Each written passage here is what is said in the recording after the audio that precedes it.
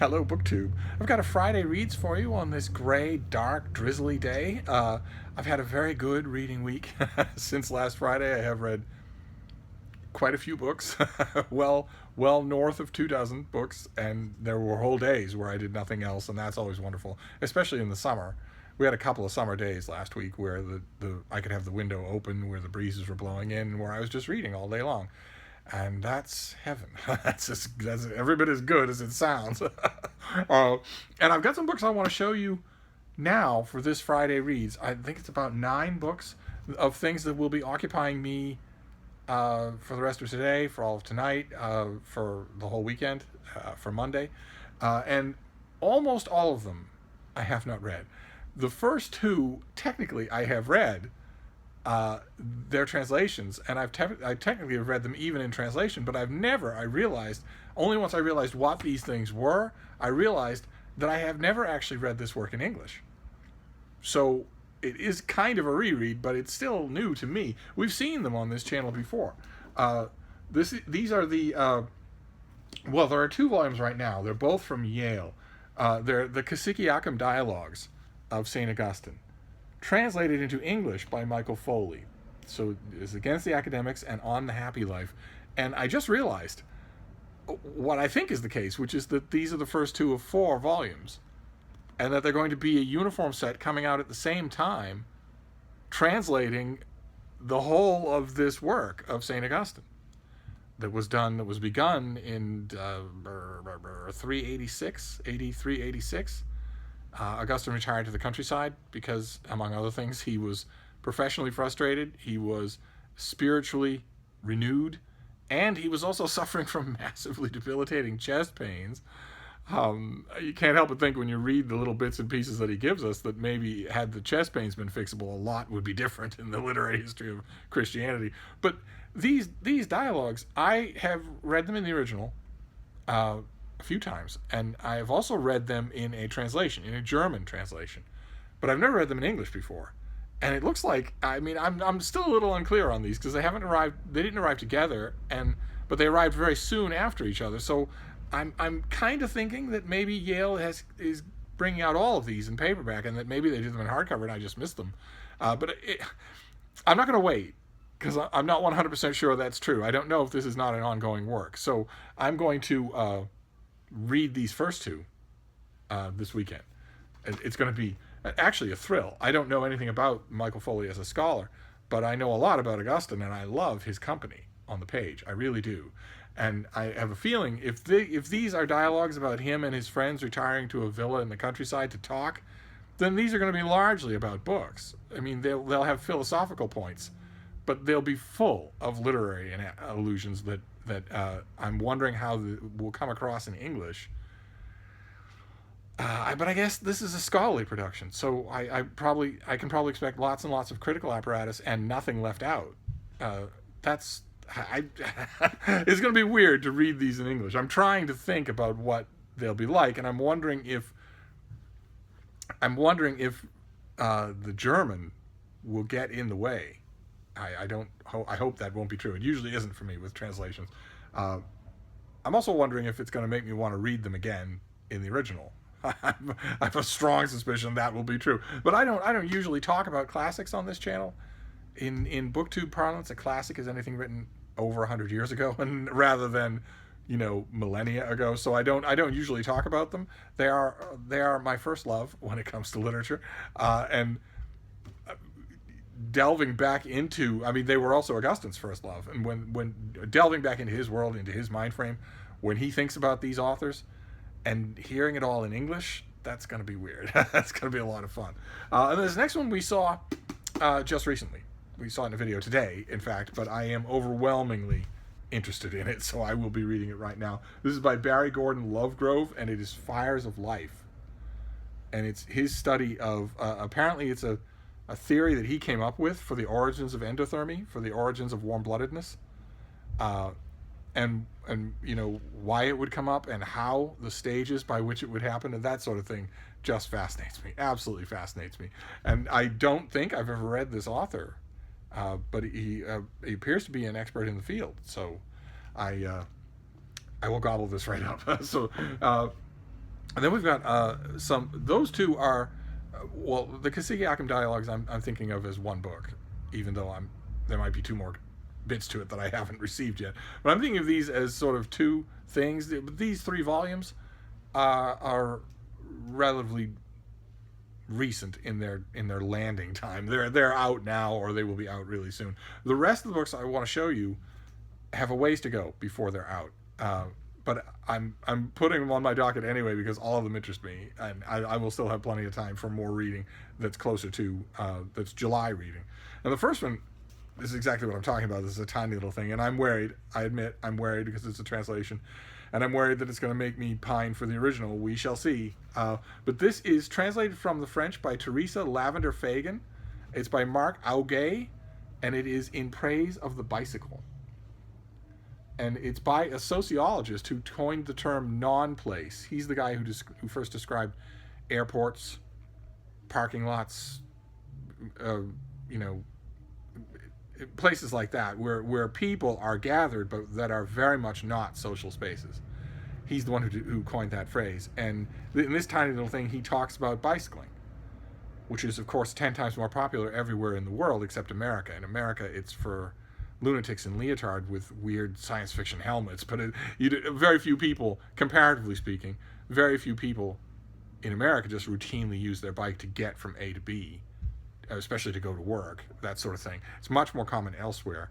I wish that it were common everywhere. I wish that it were the rule in America rather than the exception.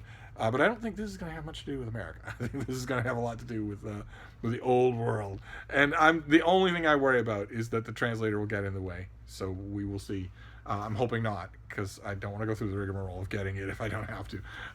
Then this next one we also saw just today on this channel, but I absolutely cannot wait.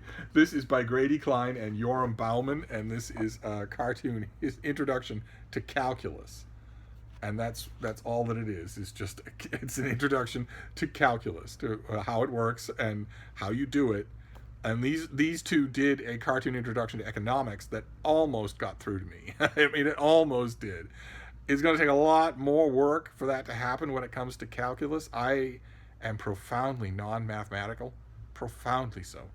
I actually don't know how to count beyond a certain point, and multiplication, division, I barely retained any of that information from elementary school. I literally do not know my multiplication tables past very simple things, basically things you can do on your hands, and all the rest of it is just a blur. It's just gone. And the higher stuff, algebra, calculus, differential equations, if I ever knew it, it's long gone. Long gone. So I'm wondering what this book will have to tell me. I'm wondering. I remember the cartoon introduction to economics. I've actually searched for it here in this place. I don't think I have it. I think I sent it to one of you, just assuming, probably rightly, that I wouldn't look at it that often. But if I remember that book correctly, the main entertainment that I got out of it was the joy that these two bring to the work, rather than the instruction. The main memory I have is of loving that book, but loving it mainly because it was so antic and funny, rather than because it was actually, parting the waters and making me understand. And I don't think that's going to happen here at all. Not at all. I do not know math at all. I do not. That part of my brain is just switched off, or very nearly off. This is why for years and years and years, in retail bookselling, I just stayed away from the registers, and lots of head cashiers over the years were made jokes about keeping me away from the registers because it was just assumed that I would be terrible at it, that I would do a terrible job. One, in the old days in my old bookstore, one head cashier used to keep a broom right by his head cashier station up at the registers, so that if I showed up there with a book to be ordered or with a customer that needed special care or whatever, he had the broom ready to shoo me away. When we all moved over to the new store, I noticed that it was a different setup completely, a different ethos completely. We used to have, at the old store, we had a lunch rush from noon to 2. You could set your watch by it, and the store would go from fairly busy to Christmas level busy for 2 hours, and then go back to being normal again. And I lived for the lunch rush, absolutely lived for it. I was at my information desk, and I was having a blast for those 2 hours without even thinking. Uh, and I noticed when we moved to the new store that in addition to it being, glass and steel and energy efficient and all that and full of natural light, that didn't happen, that there wasn't any lunch rush. And I also noticed that the place in that store that was constantly busy was the registers, busy with customers who weren't just checking out, they were also asking questions, having discussions. So I started wondering if maybe I could do the registers, if maybe that would work, even though I know nothing at all about math. Nothing at all about math. I mean, not even the rudimentaries. Uh, and I was reassured that the new machines do everything for you, that you don't really need to be a whiz. There's no math involved, basically, is what I was told.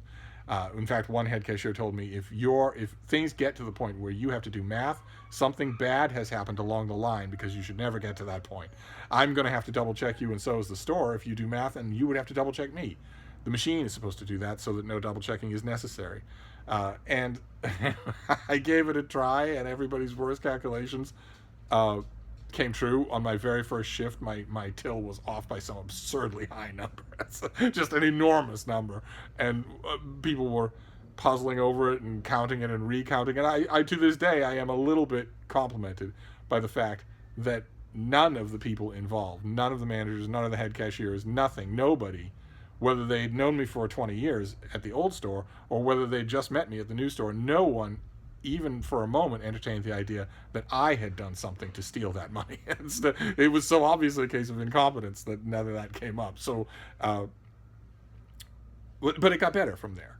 I mean, the things that I was told were true. You do not need to know math to work those registers. So, and I stayed up there and had a blast after that. It was just a bad beginning. But I don't know if this book would have helped. We shall see. We shall see. I will give it a try and see. I'm sure that it will entertain me, even if it doesn't make me understand calculus at all. I don't think it's going to be able to make me understand calculus if I don't understand arithmetic. I could be wrong about that, but we shall see. And then this next one is also science. These are well in the future, but I have a sweet tooth for this particular subject. The subject is AI, artificial intelligence, and this is by Stuart Russell, and it is human compatible, artificial intelligence and the problem of control. This author has a very famous and often viewed TED talk on the subject of computer intelligence. And in this book, he elaborates on it, what it is, how fast it's growing, what its nature is, and what we can expect from it in the future. He has a rather dystopian view of how dangerous AI could be. I don't know if he's right. Nobody knows if he's right. We'll have to see, but he is an expert. So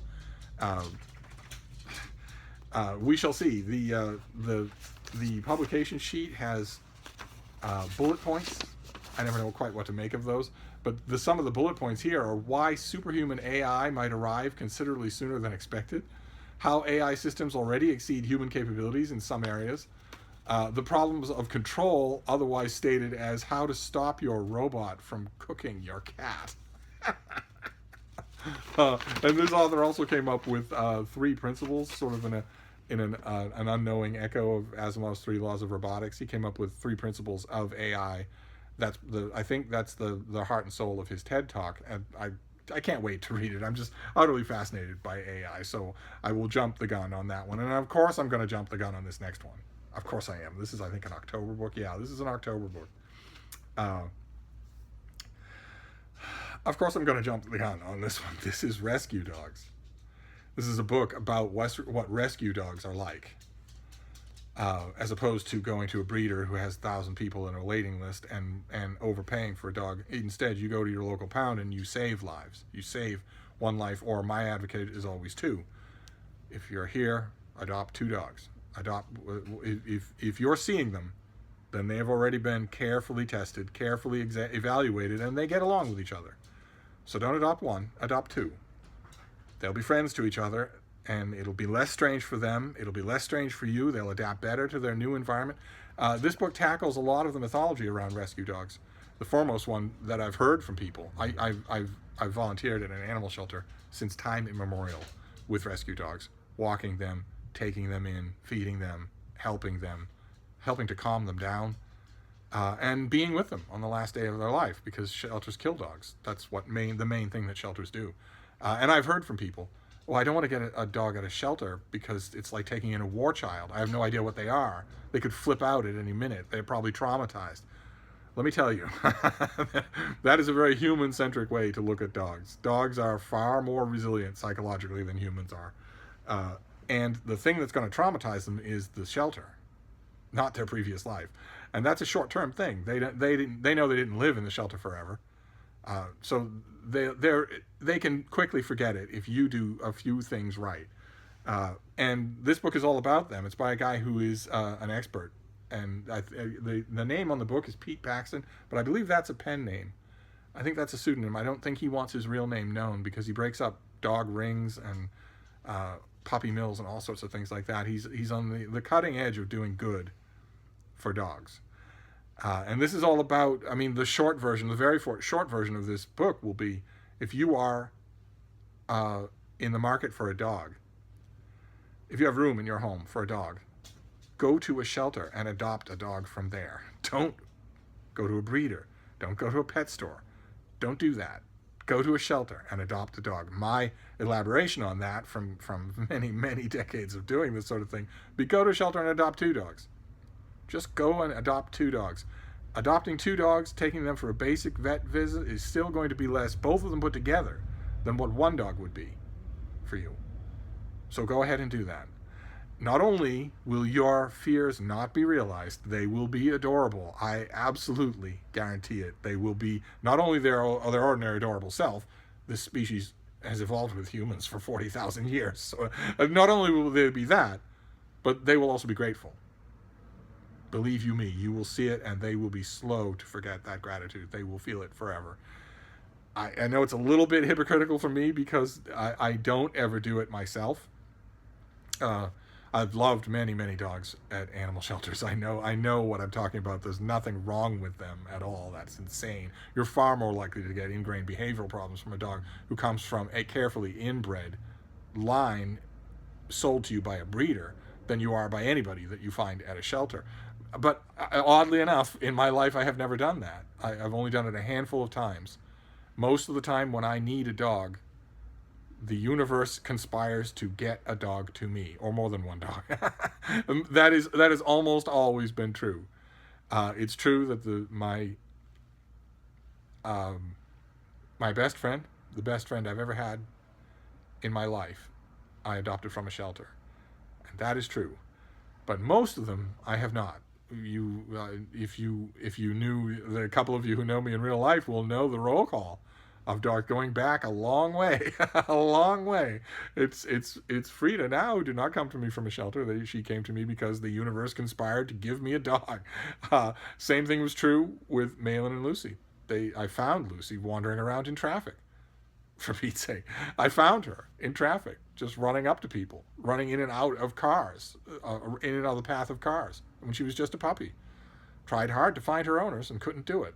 That was just fate giving her to me. And my beautiful Malin was given to me by someone who couldn't keep her. She was causing the whole family to be allergic. And before that, same thing was true with Weiser and Dooley and Max. You go all the way back, as far back as you want to go, with only a couple of exceptions.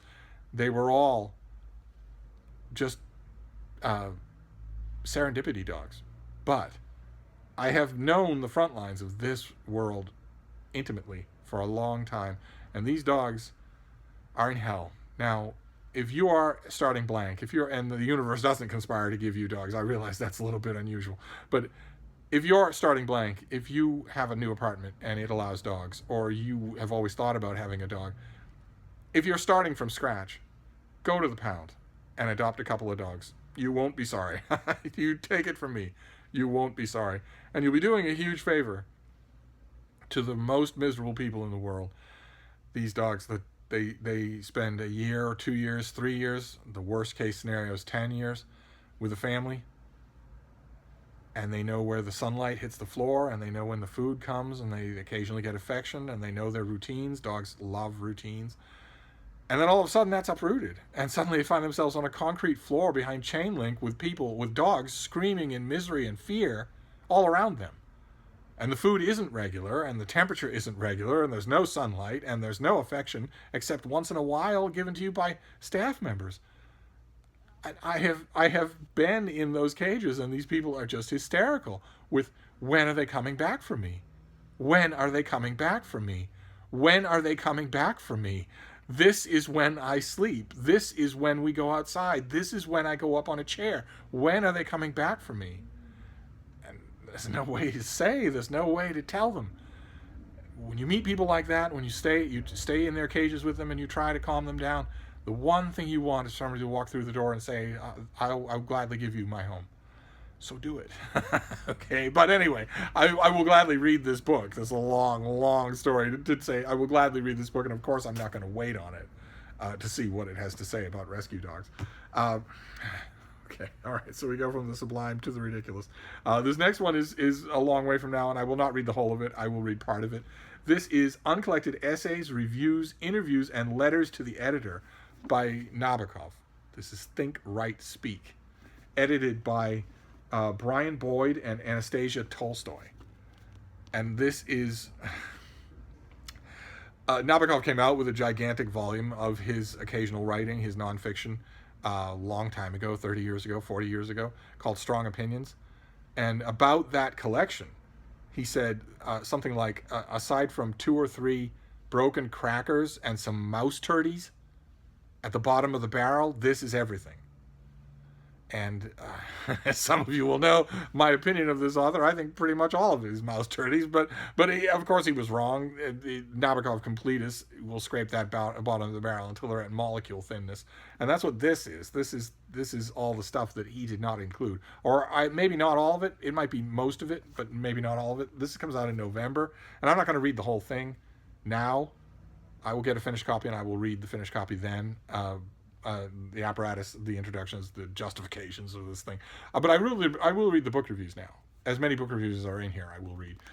Just so I won't read the whole thing. That doesn't really count, except, I'm going to read into it. I'm going to read some of it, and then I'll wait for the rest. And then the last thing I want to show you that's a book. I have 2 other things I want to show you that aren't books. But the last thing I want to show you that's a book is another imperative. It's not coming out until October, and we just saw it. But I absolutely cannot wait. It's this. It's Big Wonderful Thing. Stephen Harrigan's gigantic new history of Texas. That I read a bit. I dipped into this for about 50 pages and loved it. Loved what I read. I've read many histories of Texas. I used to live in Texas. I used to live in Austin. And I loved what I read. Absolutely loved it. So I'm going to be jumping the gun on this one too. So there's quite a bit of gun jumping going on here. But I want to stress, that all the things that you have seen here are not going to account for all of my weekend. For instance, right now it's 5 or 6 in the afternoon on a Friday here in Boston, and I'm not going to sleep tonight. So I'm going to read the bicycle book and the 2 Kasiki Akim volumes now. I'm going to read those this afternoon, before sunset. And then I'm going to write for a bit. I have 2 deadline pieces that I want to work on. And then at 10 or 11 or midnight, I'm going to shut everything off and start reading straight through until the sun comes up. That's going to take care of most of what we've just seen. So I know it looks like a lot, but there's actually going to be room here for other stuff. So those are all the books. And then there's 2 periodicals that I never fail to show you when I get them. I went to Barnes & Noble because I don't subscribe to these periodicals. I really ought to, and I just put it off. I give them full cover price instead. I never miss them, but I don't subscribe to them. And they are science fiction. The first one is Asimov's science fiction. This is the new one. That is the cover illustration, gigantic robot coming up out of the water. And the other one is Analog, and this one has a just very simple cover. In both these cases, once again, the title is one word.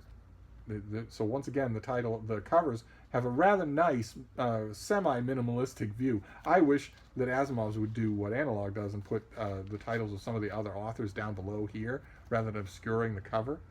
But either way, the thing that I always say about these things when I get new issues is to urge you to read them if you are a science fiction fan. boy, oh boy, these things are so good. They are so good. They're anthologies. They're so you don't know what you're going to get from issue to issue. And this is true in any case like that. There'll be duds. Of course, there'll be duds. No matter how good your editorial team is, the editorial team on Asimov's right now is fantastic. They have a really good context, a really good network of authors, some of whom they've been shepherding for years, and really good reading instincts.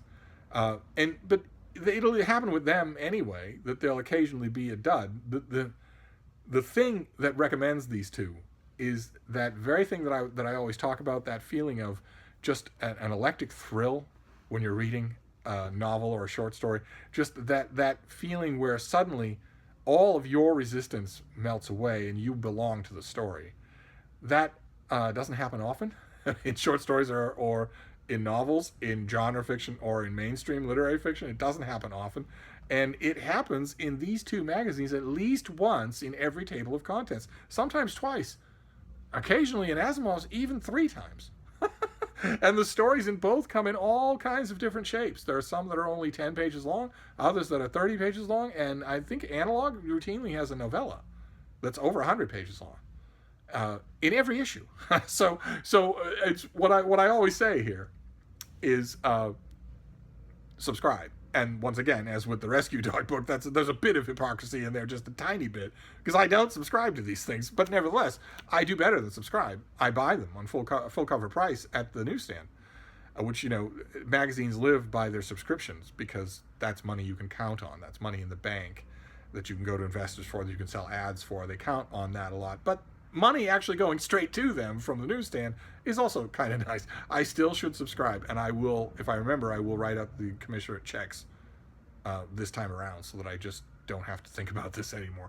But if you don't live near a full stock newsstand that has these things and you want great science fiction reading every month, subscribe. Absolutely. Subscribe to both of them. It'll take a hit in your Starbucks cafe latte budget, but you'll quickly get over it. In fact, the first 2 that you get in the mail will more than repay you the price of admission. And there you go. That is my Friday reads. A whole bunch of books. They're piled all over me, but I've got a ton of books to deal with today, to sort and analyze and dip into and inventory, and I got to do all of that, and then I want to read a couple of them, then I want to start writing about some, and then just go right back to reading. So that's my Friday reads. It's bookish. It's very, very bookish. And as usual with Friday reads, I want to know what you're doing. What are you reading? But I'm gonna wrap this up. This has gone way too long. I'll wrap this up, and I will be back soon. Thank you, BookTube.